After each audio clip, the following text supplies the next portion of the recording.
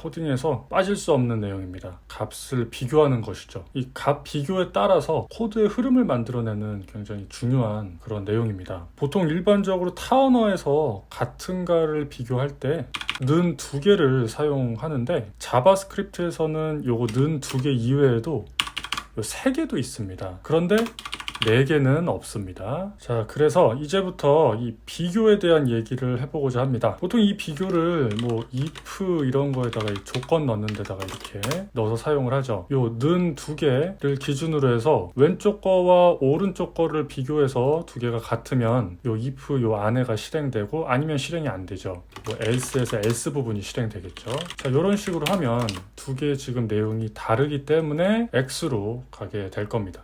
그래서 X가 찍혔죠. 만약에 같다면 왼쪽 오른쪽 같다면 동그라미가 나오겠죠. 자, 그런데 이런 상황들이 있습니다. 이렇게 하면 한쪽에는 숫자를 넣었고 한쪽엔 문자열을 담은 것이거든요. 이렇게 했을 때 어떻게 판단을 하는지 한번 해보겠습니다. 자, 이렇게 해도 이 동그라미가 나옵니다. 같다라는 뜻으로서 판단을 했어요. 자, 그럼 이건 어떨까요? 이것도 같대요. 자, 이건 어떨까요? 이것도 같다고 하네요. 여기 안에다가 자, 이렇게 문자열 1이 아니고 숫자 1을 넣으면 이것도 마찬가지입니다.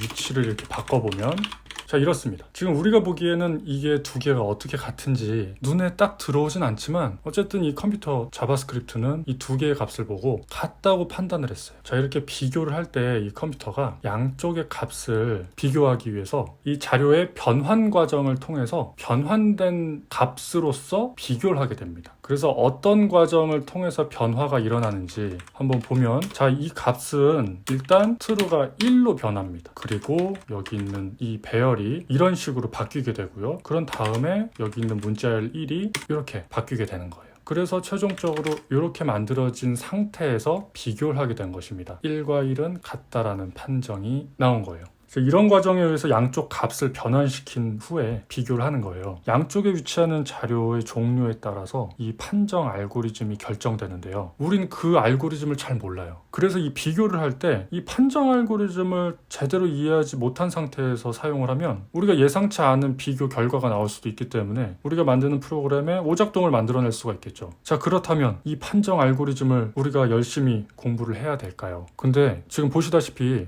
꽤 복잡합니다. 그래서 제가 이것에 대해서 제안을 하나 드리고자 합니다. 자, 그냥 이 판정 알고리즘의 공부는 하지 않는 것으로 합시다. 대신 우리가 비교할 때 이 는 두 개가 아니라 세 개를 쓰도록 하면은 이 문제가 꽤 많이 해결이 됩니다. 세 개를 써보겠습니다.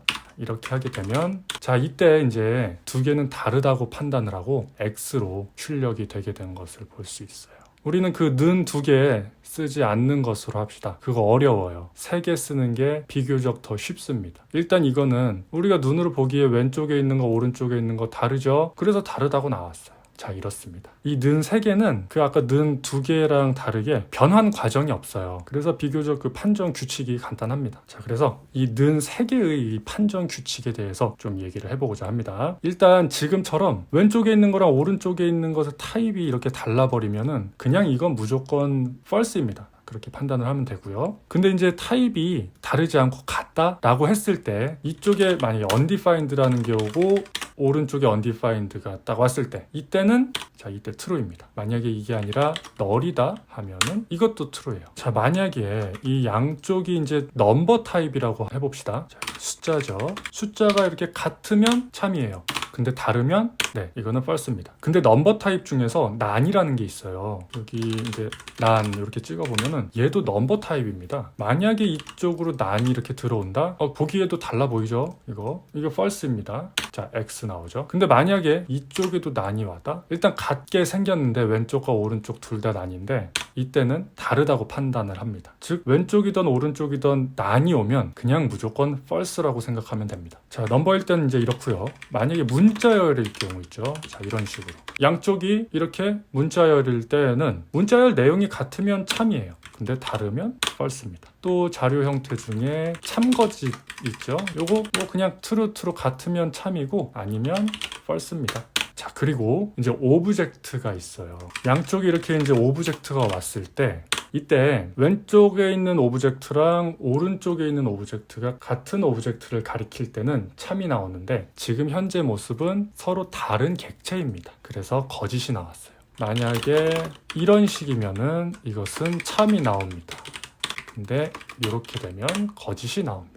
자, 는 3개는 자 여기까지 이 규칙만 가지고 이 규칙만 잘 익혀서 사용을 하면 문제 없습니다. 자, 또 비교가 이렇게 같은지 비교하는 거 말고 이런 거 큰지 작은지 이것도 있죠. 이거 비교할 때 보통 이제 이런 식으로 하는데, 자 5는 7보다 작으니까 이제 동그라미 나왔는데, 이때 비교할 때 이제 이런 식으로도 비교가 가능하거든요. 이 문자열 5가 숫자 5가 됩니다. 그래서 형태를 바꾼 다음에 비교를 하는데, 이것도 변환 알고리즘이 또 어떻게 되는지 그거에 대한 이해가 또 필요해요. 자, 그래서 이런 큰지 작은지 비교할 때는 그냥 왼쪽 오른쪽 자료를 형태를 같은 상태로 만들어 놓고 이렇게 그냥 비교하는 거를 권장드립니다. 그래서 왼쪽 오른쪽의 둘 자료는 숫자나 아니면 문자열 정도로 제한을 해주시고 사용을 하시면 큰 무리 없을 거라고 생각을 합니다. 여기에 이제 뭐 숫자 같은 경우는 크고 작다의 개념이 뭐 명확하지만 문자 같은 경우는 크고 작다라는 개념이 좀 생소할 수도 있어요. 자, 이때는 뭐 알파벳 순서로 보통 비교가 됩니다. 이런 식으로 하면 D가 A보다 작은가? 라고 비교를 했더니 아니래요. D는 나중에 나와서 더 큰 거라고 판단을 한 셈입니다.